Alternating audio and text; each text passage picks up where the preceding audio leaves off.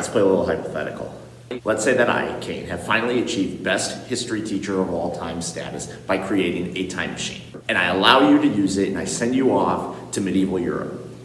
And actually, when you show up there, you're kind of confused about where you are. So you go up to some random peasant and you say, hey, do you got a map? Can you show me where I got to go? Because I want to go see some things. Well, depending on who you run into, you have to remember that most peasants at that time were probably illiterate. But if you did run into somebody who was actually educated and they would give you a map, it would probably look something like this.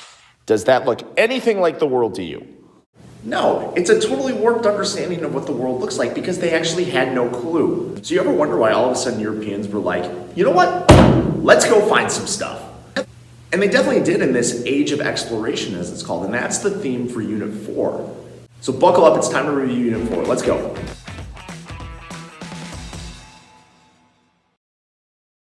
AP World History Unit 4 covers 1450 to 1750, the same time period as Unit 3, except now we're looking at maritime empires, the states that began to expand across the ocean and better connect the world.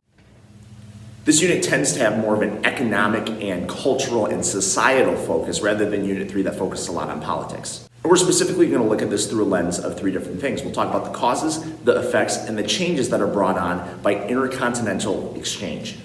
First, let's talk about why all of a sudden states turned their attention across the ocean and began to expand. Unit 4 primarily has a European focus, as it's the European states that begin to look outward. Again, this is weird and different from what happened in the past, because during the Middle Ages, Europe was very focused in on itself. And that feudal system caused a lot of division, and it kept Europe very limited and actually behind the rest of the world, especially when it came to education and technology. All of this has started to change. A lot of that is because of the Renaissance and this cultural awakening and revival that kind of made Europeans scratch their heads and realize that they were behind and they were struggling. Yet there's another event that causes worldviews to really change and spark a desire for adventure. When Europeans finally arrived in the Holy Land during the Crusades, their eyes were open to the Muslim world and all of the riches and success that the Muslims had been having. Suddenly, Europeans wanted this for themselves. In so many ways, the Crusades is when Europeans look at themselves in the mirror and realize that they're behind the rest of the world. As they compare themselves to the Muslim world, it sparks the Renaissance and that rebirth. And it also sparked humanism. This focus on oneself created a desire and a spirit for adventure that caused people to begin to go out and try to find what else was out there. And the Crusades also showed people that the Arab world and the Eastern world had something that was pretty awesome. Spices. The Middle East and Asia were full of spices that could be used to enhance food and other products.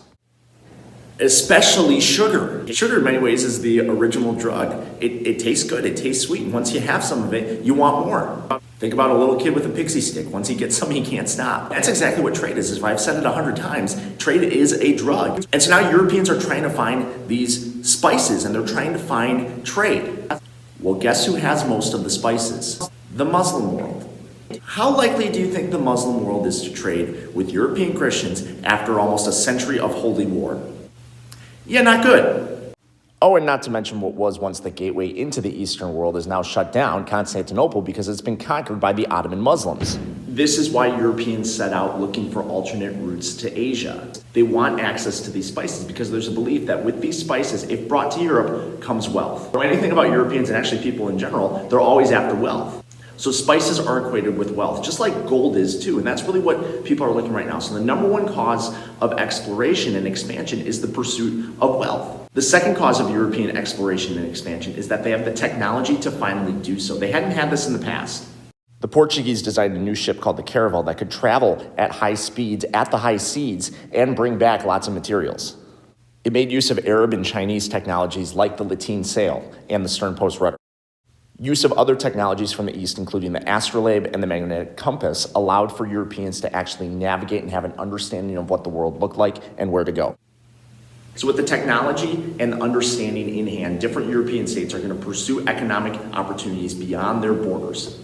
Portugal was arguably the first to do this as the small country tried to find ways to legitimize itself and grow wealth. Their leader, Prince Henry the Navigator, was instrumental in setting up different trading posts around the world. Portuguese explorers sailed down and around Africa, setting up trade posts as they went and capitalized on different resources. This extended into trading posts in Asia, especially India, as Portugal continued to capitalize on the spice trade. Spain was arguably the most successful, as it was truly the first to land in the New World under Christopher Columbus in 1492, and the Spanish pursuit of gold allowed Spain to create a massive empire that stretched throughout the entire what was now known as the New World. England ran out of space on its own island, so it began to expand as well, setting up the original colony of Jamestown in about 1507. England made large profits off of the addictive new drug that was found in tobacco. France was late to the party, so it basically got what was left in the New World, which was Canada. Canada. Nah, I'm just kidding. They got bacon, syrup. The Raptors, they lost Kawhi. Whatever, it's Canada. French colonies like Quebec began profiting off of the fur trade, as furs were in high demand back in Europe due to the cold climate. And finally, the Dutch were very involved in the spice trade in both Asia and the Americas, specifically trading sugar and building up large new trading posts like New Amsterdam, which you know better as New York. As Europeans continued to pursue these resources, they would set up colonies so that they could get more of them. And again, Europeans knew that if they could sell more of these goods back home in Europe, they would make money. Economic system known as mercantilism. The belief that you have to continue to export items in order to build up your supply of wealth, specifically gold. And that's what all these Europeans are doing in regards to exploration and maritime growth. So in summary, Europeans are finally stepping out of the darkness and becoming players on the world stage. And much of that is due to the Renaissance and the Crusades and just the wider worldviews that people have. Fueled by a desire for new exotic materials and raw goods, Europeans begin to explore and expand their territory thanks to new technologies that they harness that they got from Asia. The end result is colonies that would feed the overall capitalist and mercantilist system. Of course, Europe stepping onto the world stage is going to have many effects worldwide. Europeans had now arrived in the lands that did not belong to them. There were people already there. And yet, in the pursuit of all this stuff, Europeans were like, guess it's ours now. Suddenly, the once isolated Europeans now had their influence all over the world. And let's get one thing straight. The goal of this expansion was not peaceful diplomacy. It was to get wealth. So when Columbus arrived in 1492 and didn't find gold, it's exactly why he returned several times and triggered a Spanish expansion into the Americas searching for wealth. The European search for wealth and resources often led to conflict and the conquest of groups like the Aztecs and the Incas, as done by the Spanish in the New World. The conquest only led to more colonies popping up, especially in the New World, as joint stock companies, private businesses, continued to fund the production of many valuable resources in the New World to be exported back to Europe. Yet the most lasting effect of exploration and expansion efforts by Europeans remains the overall exchange that takes place. When Christopher Columbus landed in the New World in 1492, he unintentionally triggered an unprecedented amount of cultural and economic exchange between all aspects of the world. Rightfully so, we call this the Columbian Exchange. Europeans had access to new goods that they never had before. People in the Americas had access to new goods that they hadn't had before. Suddenly, European diets have been rapidly improved with the introduction of fruits and vegetables like tomatoes and potatoes and corn. And life for natives in the Americas has completely changed because of the introduction of domesticated animals, including cattle, which can be used for food, and horses, which can be used for transport or even for hunting. It's a two-way exchange, and it changes the way that the world actually looks. The Columbian Exchange created a new trade route called the Atlantic System, or triangular trade, which effectively connected the Americas, Europe, and Africa and exchanged a variety of goods that hypothetically made life better. Therefore, in effect, isn't just that we have exchange going on, it's that the world is more connected and now suddenly more reliant on each other. Take, for example, some of the developments that happened in the Spanish Empire. Spain hit the jackpot, literally, in the New World with massive amounts of silver, which they quickly converted into a currency called Pesos de Ocho. Spanish silver became the currency worldwide, which can best be exhibited by China. The Ming Empire changed its tax system to something called the single whip tax system, in which only Spanish silver would be accepted. This probably did more harm than good for China, but it does show the steps that the world is taking to a more global economy. Yet the exchange is not without its negative effects. As mentioned, Europeans brought with them weapons and often used those weapons against natives. But they also had another weapon. As Europeans interacted with native populations, they exchanged germs, which led to severe diseases that wiped out many native populations, including smallpox.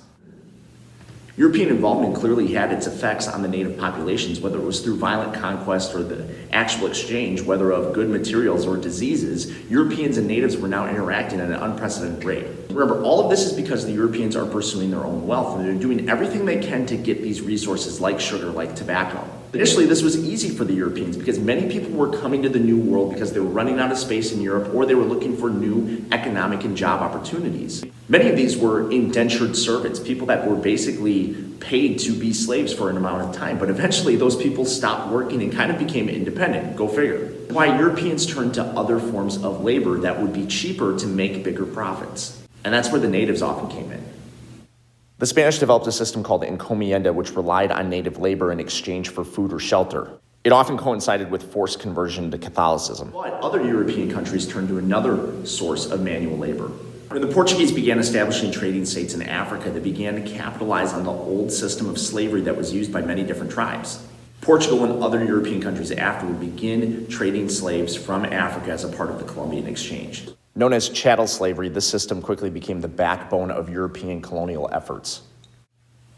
Slavery and other forms of coerced labor became normalized in these European colonies because it treated people as property, eliminating many of the costs that coincided with overall labor.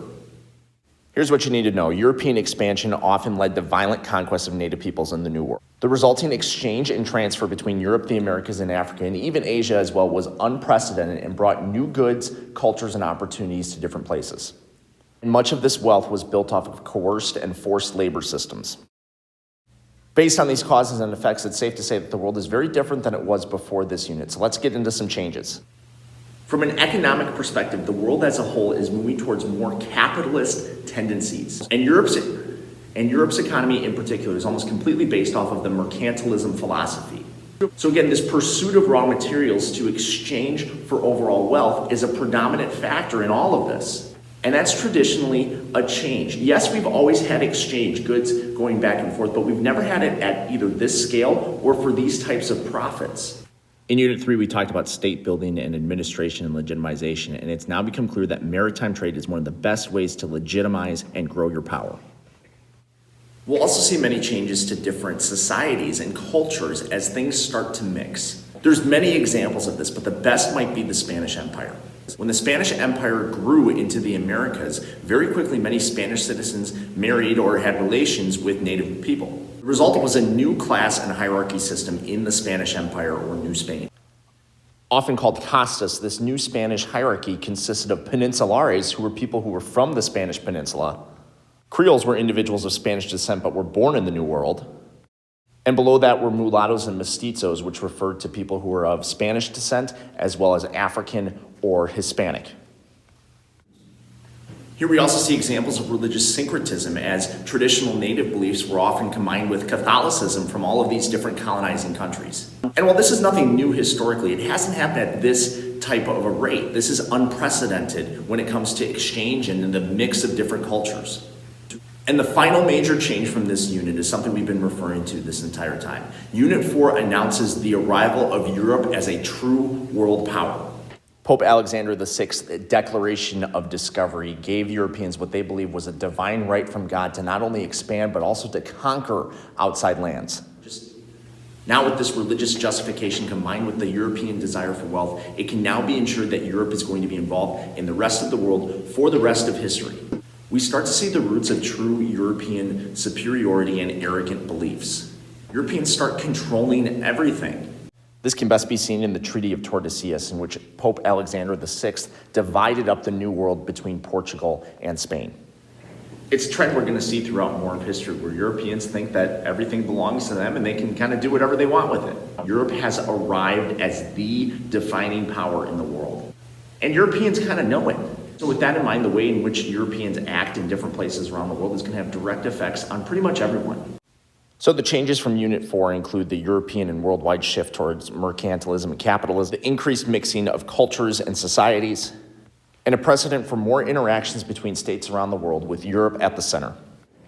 So there you have it, a full review of Unit 4, and there's so much that goes on in Unit 4. It's probably one of the most important units in AP World History. It addresses politics, culture, society, economics. Everything is changing during this time. And that's what you need to know for Unit 4. Stick around, Unit 5 is coming soon. Thanks for watching, we'll see you next time.